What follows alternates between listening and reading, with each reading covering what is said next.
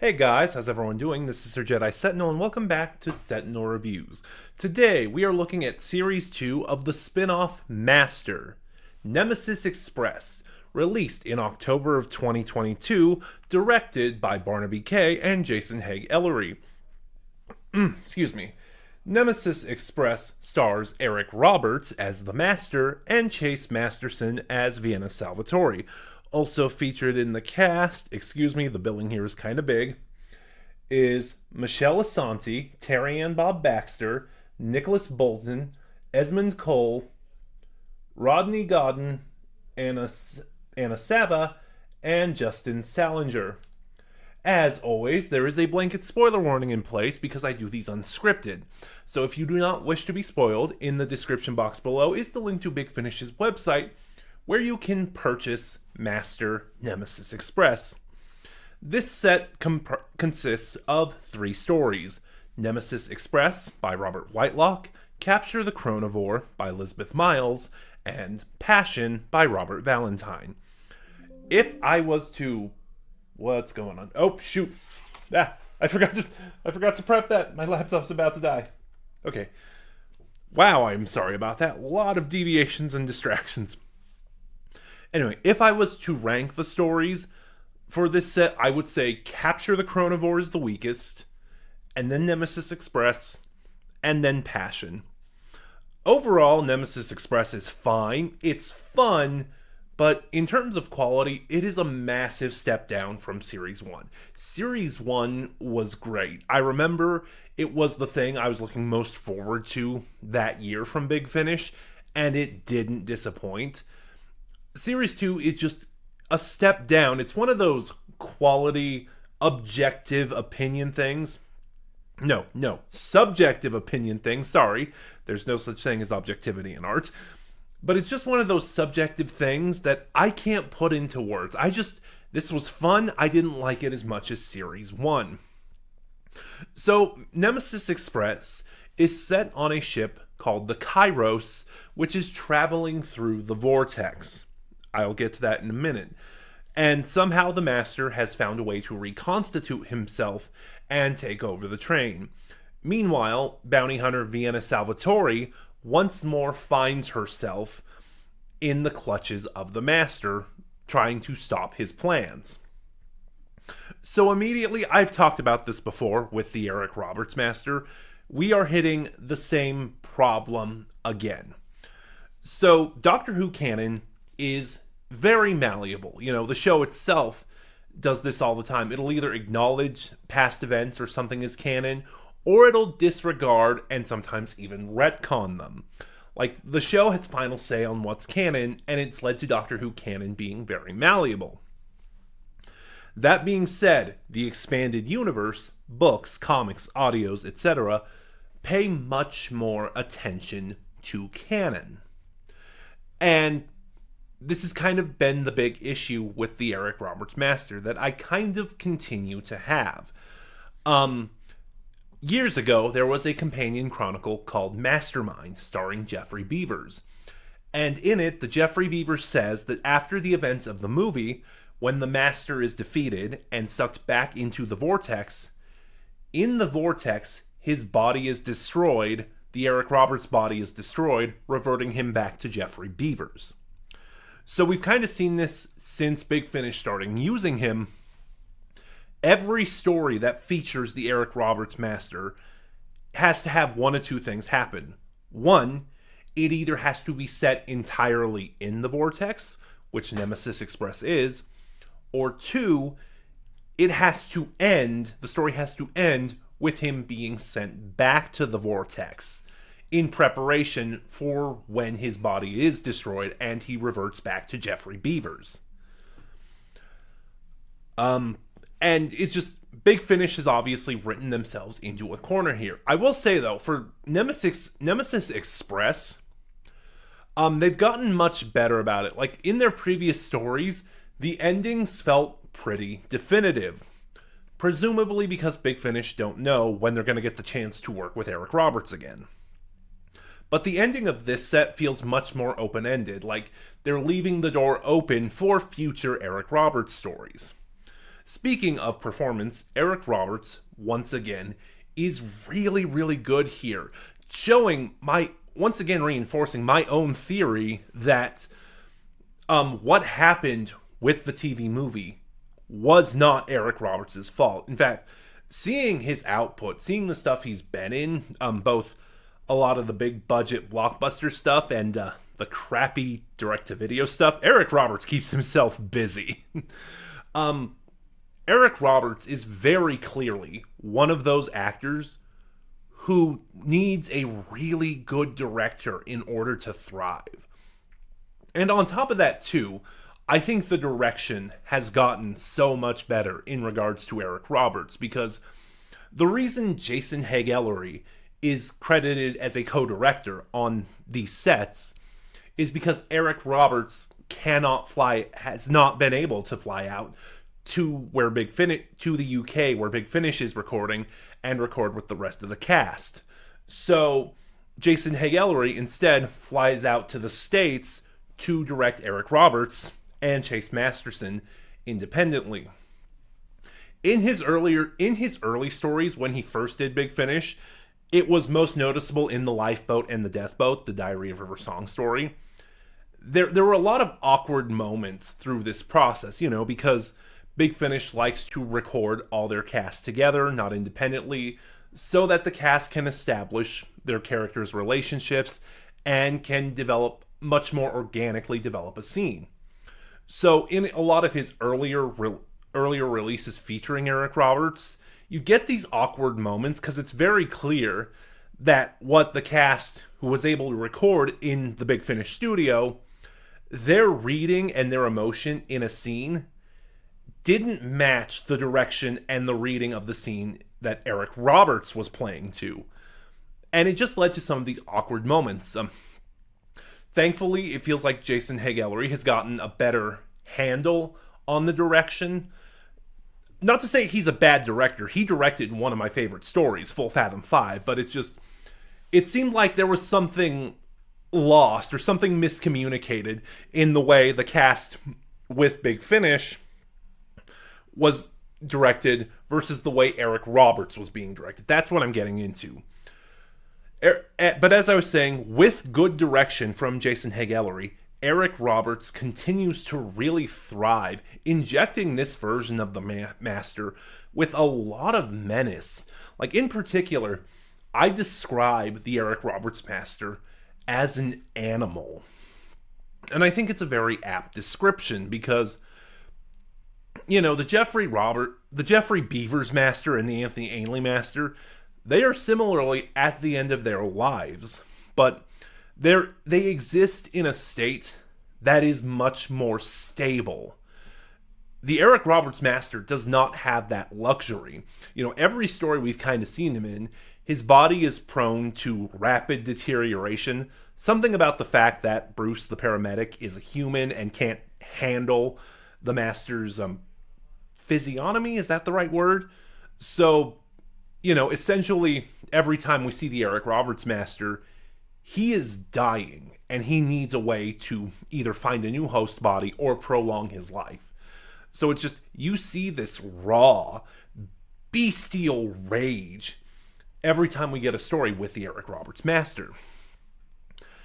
And in this set in particular, they decided to bring back some of the camp from the TV movie. It's like, it feels like, okay, we've got a foothold for the character of that this Master is, and now we'll work on sort of making him like he was, because if you're familiar with the TV movie, he was kind of he was very, very campy, over the top, almost cartoon villain. He was a little bit sillier than Anthony Ainley, but not as silly as John Sim. And it feels like, now that this Master is menacing and a viable threat, they're injecting a little bit of camp from the TV movie into him. And it doesn't work. That is the one weakness of Eric Roberts' performance here, is that just the camp doesn't work. I can't quite put it into words, but every time he tries to go for those bigger, quote-unquote, goofier moments, it feels really forced coming from Eric Roberts. I don't know if it's the direction or if he's just not used to playing a role like that. Like, it's like, watch some of his villainous performances, like in The Dark Knight or in Star 80. Eric Roberts is really good at playing a very sort of quiet, menacing, almost seductive kind of villain, you know, who more purrs and whispers than screams and yells. And so just those moments where he is laughing maniacally or he's screaming in defeat, it just doesn't land as well as the moments where Roberts is allowed to be quieter. Paired brilliantly with him, once again, is Chase Masterson as the bounty hunter Vienna Salvatori, which it seems like, especially now given she is going to be in Series 3, which releases later this month. I am recording this in February 2024. This seems to be the continuation of the Vienna spinoff as well. I really like the rapport that Vienna and the Master have. They have a really good chemistry, and their confrontations throughout the story are great. Nothing much more to say. I really still need to listen to Vienna's spinoff. I have the complete series, from her Doctor Who story to her own spinoff. I just need to find the time to listen to it. And I kind of want to cover it on my channel too, but that's getting ahead of the point. Chase Masterson and Eric Roberts have a great chemistry. Vienna is a really fun character. She plays off the Master really well as sort of this reformed bounty hunter with a code of ethics and morals. Where was I going with that? I feel like there was a point I was building up to. Shoot. We have one more main supporting character in this set. The character of Passion, played by Terry Ann Bob Baxter. I feel like she's one of the weak links here. I forget what the name of her race is. Passion is an alien, but they're an alien, like, in her race, having emotions is seen as an anomaly, and it's made her an outcast. But she's trying to do the Vulcan thing of having or the Spock thing to be specific, of having these emotions, but trying to portray them logically rather than emotionally or passionately, as her namesake is. But a lot of the performance, most of the time, she has some good moments throughout the stories, don't get me wrong, but a lot of the time her performance just kind of falls a little flat. So the stories themselves, quick rundown. So Nemesis Express introduces the Kairos traveling through the vortex. It brings Vienna on board. It's the introductory story, and the climax is the Master using the Kairos' engines to sort of, reform himself. You know, the events of Master Series 1 kind of destroyed him, leaving him more as an ethereal presence in the vortex, so he was able to use the Kairos to reconstitute himself. And then in Capture the Chronovore, while pursuing the Master through the Kairos, through this train going through space, Vienna and Passion get held up in a hunting party, who sort of seeking for the thrill of the hunt, go out into the vortex and hunt chronovores. And then in Passion, of course, it's the big reveal of what the Master's plan is and what he's been doing and whether or not Vienna will stop him.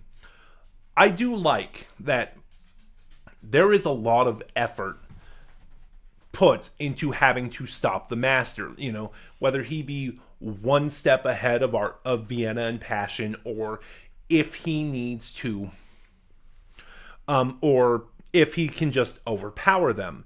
Because this is something I'm always worried about when Doctor Who villains or monsters get their own spin-off series.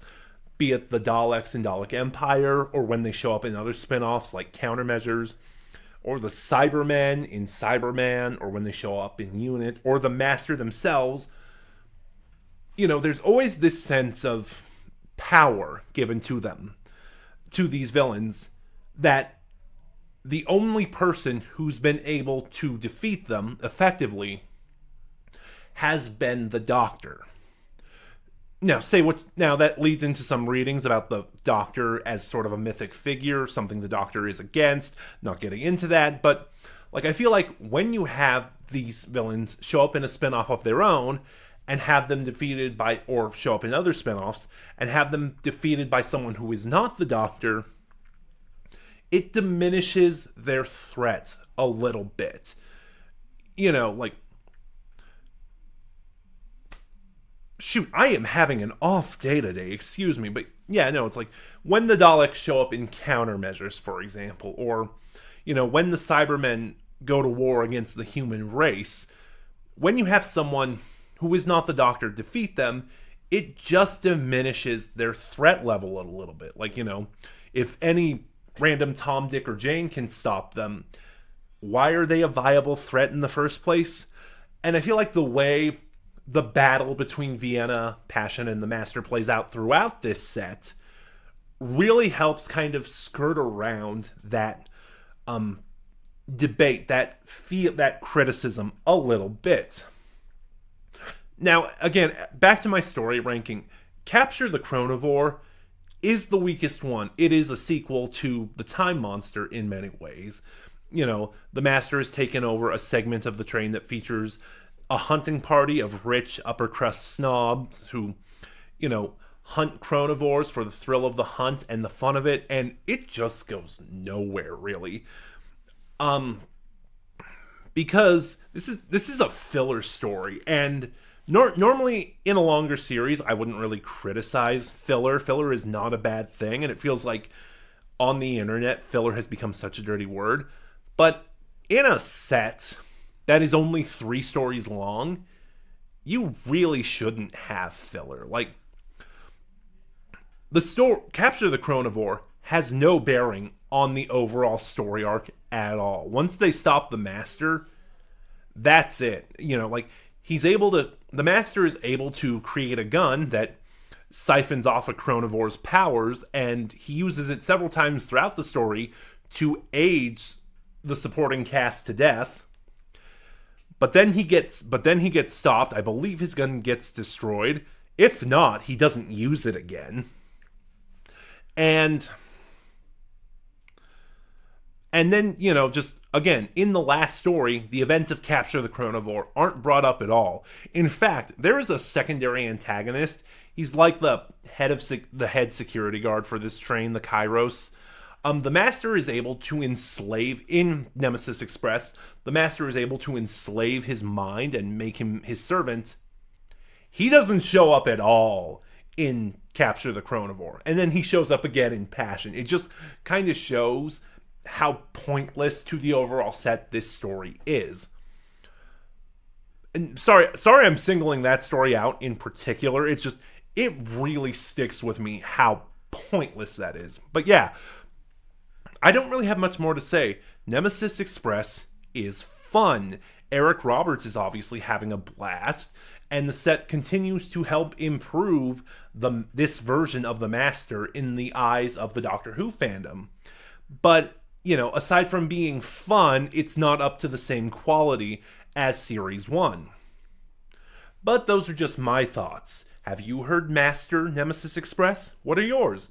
Start a conversation in the comments below. Remember to like, comment, subscribe. Click the bell next to subscribe to get notifications when I upload. And in the description box below, you'll find the link to my social medias, where you can follow me and get updates on the channel.